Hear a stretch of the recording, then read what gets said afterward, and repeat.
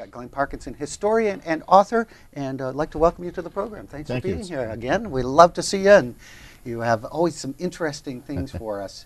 And the Ski Heritage Classic is something I find very interesting. We've got lots of activities today, right? We do. It's going to be a full day.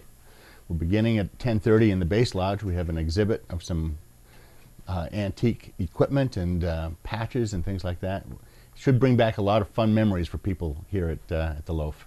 Yeah, and you got your sweater right here. Of course. Perfectly. Yeah, this is a reindeer sweater, popular in the 30s, 40s, and into the 50s. If you were a skier, you had a reindeer sweater.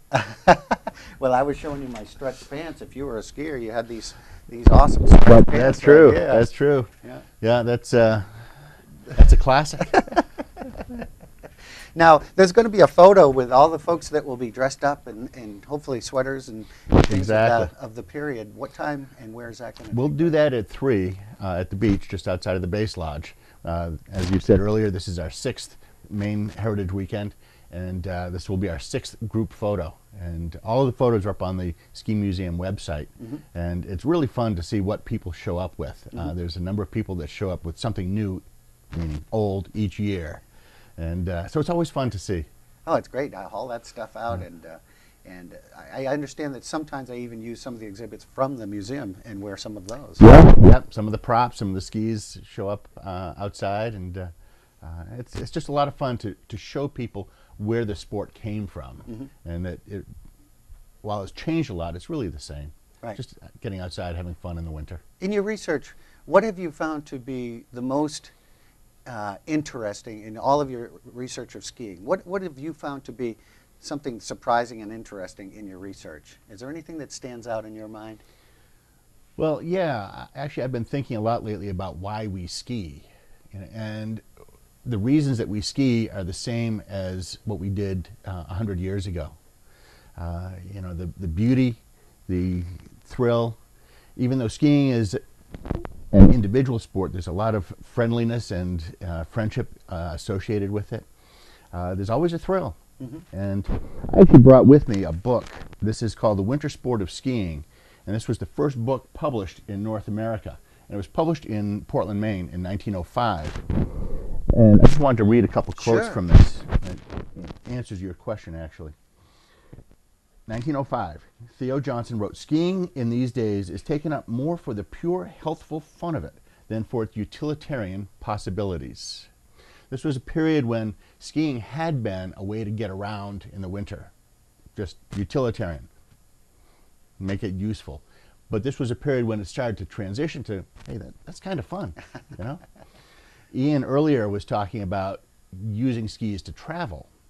So Theo went on to say, "The introduction of the modern lightweight skis has made it possible for all ages and both sexes to enjoy traveling over snow-clad land or ice, breathing in the clear, crisp air and feasting the eyes on the passing landscape and its myriad panoramic charms."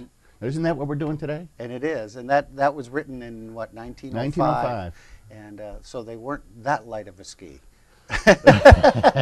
And I see you brought one with you today, too. I did bring one. This is an example of what the skis were like in 1905. And you see, you had just a leather toe loop to hold your foot onto the ski, and absolutely nothing on the heel. And I've skied on these skis. And one thing I learned very quickly is they don't turn well. No. You get a little snow on here and it gets packed down. And I read someone who referred to skiing as a form of upright tobogganing. But on these skis, you could very well go across fields and small hills and just enjoy the outdoors. Sure. It was a lot of fun. These are a beautiful pair of skis. The woodworking on them, you see the ridge that controls the stiffness and the flex. So this is actually a very nice pair of skis. And were those made in Maine? They were made in the Bangor area.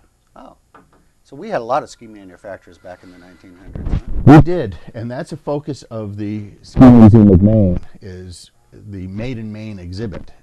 Whether it's individual ski makers like this, or Tubbs was an early maker of skis. Paris Manufacturing and Bass Boots were classics in the 30s, 40s, into the 50s. So Maine had a very, very big impact on the ski industry here in Maine, nationwide. Maine had that huge impact. And we have an exhibit that illustrates the wide variety of equipment that came from Maine, whether it's, you know, Theo Johnson in 1905, John Howe with the claw, and everything in between. Right now we've got a couple of young ski makers that are hand making skis again. Right, right. And so it's very impressive the impact that this state has had on the ski industry. It's all made full circle, lucid skiing. Right? Lucid, yeah.